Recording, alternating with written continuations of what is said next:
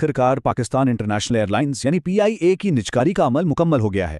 یہ واقعی air line کے لیے ایک بہت بڑا اور فیصلہ کن موڑ ہے۔ چلیں ذرا اعداد و شمار پر نظر ڈالتے ہیں تاکہ اس کی اہمیت کو سمجھا جا سکے۔ ایئر لائن کے 75% حصے کے لیے جو جیتنے والی بولی لگی وہ تھی 135 ارب روپے کی، یعنی تقریباً $482 ملین۔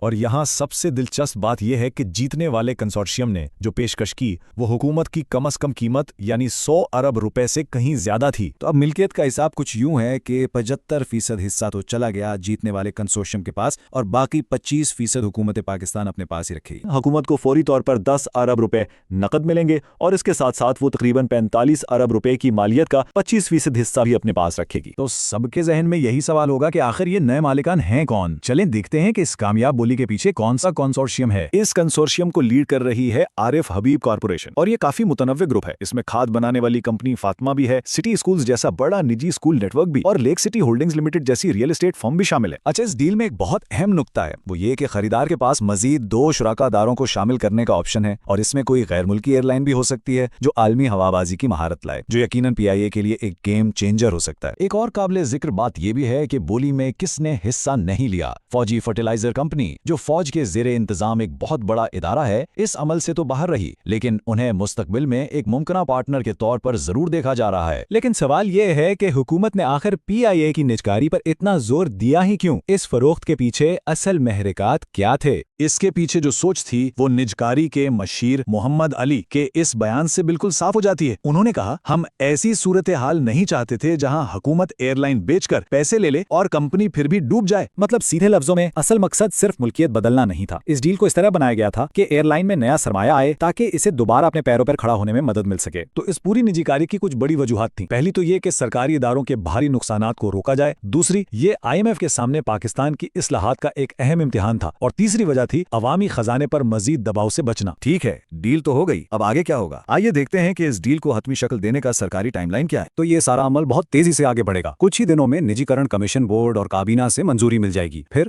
2 ہفتوں کے اندر اندر معاہدے پر دستخط ہو جائیں گے، اور پھر 90 دن کی قانونی کارروائی کے بعد امید ہے کہ اپریل تک نئے مالکان کنٹرول سنبھال لیں گے۔ اور ہاں، اس ڈیل میں ایک بہت ہی اہم شرط شامل ہے، خاص طور پر ملازمین کے لیے۔ نئے مالک پر یہ لازم ہوگا کہ وہ PIA کے تمام ملازمین کو 12 مہینوں تک ان کے موجودہ معاہدوں پر ہی برقرار رکھیں۔ یہ ورک فورس کے لیے کلیدی تحفظ ہے۔ اور یہ سب ہمیں اس آخری اور سب سے بڑے سوال پر لاتا ہے کہ نئے سرمائے اور نئی ملکیت کے ساتھ پاکستان کے قومی پرچم بردار کا مستقبل کیسا ہوگا۔ اب یہ تو وقت ہی بتائے گا کہ کیا یہ PIA کے لیے ایک نئے سنہرے دور کا آغاز ہے